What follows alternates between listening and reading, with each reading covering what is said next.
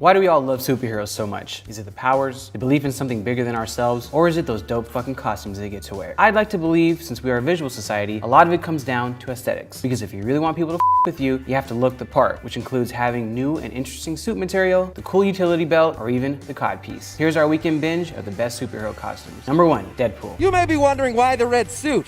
Well, that's so bad guys can't see me bleed. They spent a lot of time trying to figure out the exact look for Deadpool, which makes sense as Deadpool is a very visual character. And while most comic movies opt to deviate from the source material for a more grounded look like anything? I know there's someone here, I just can't see him. Deadpool, in classic form, said F that, delivering one of the closest one-to-one costumes from the comics. The costume is so good that artist Riley Brown tried to adapt it for the Deadpool comics, but got in trouble and was sent to cease and desist since the comics and films are owned by different conglomerates. Number 2, Batman.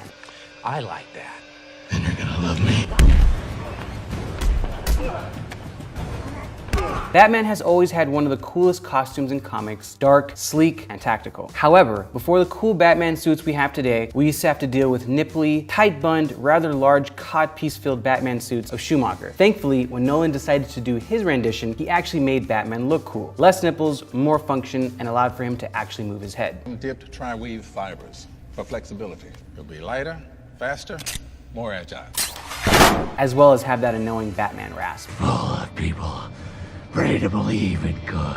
Number 3, Wolverine. Remember when they tried to make the X-Men look all cool and sleek in all black and leather dominatrix outfits? Yeah, that didn't last very long, and especially looked out of place for old Wolvie. Even though he never really got to wear his OG suit from the comics cartoons, the way he looked in Logan was so honest to the Old Man Logan source material, it's almost forgiven that we never got to see him don his yellow spandex. The dirty and ripped tank top coupled with grizzled beard was perfectly suited for his end-of-the-world protect the child mission. Number 4, X-Men First Class. This is likely the closest we've gotten to some really authentic X-Men duds, borrowing heavily from the look of the OG X-Men. The colors were bright and vibrant, and the threads belied a real team aesthetic, and best of all, they didn't look like they belonged in some deep dark Madame's basement. Number 5, The Crow. Some may be wondering, The Crow was a comic book movie? Well, answer to that is hell yeah. Created by James O'Barr in the late 80s, it became a film in 1994, and if you didn't put on white face paint and draw dark lines to make your face look like the Crow at least once in the 90s, then your ass didn't grow up in the 90s. It didn't matter what you were into, as soon as you saw Brendan Lee in his all black getup and painted face, all you wanted to do was look as cool as him. These are just a couple of costume shoutouts with of course a plethora of superhero threads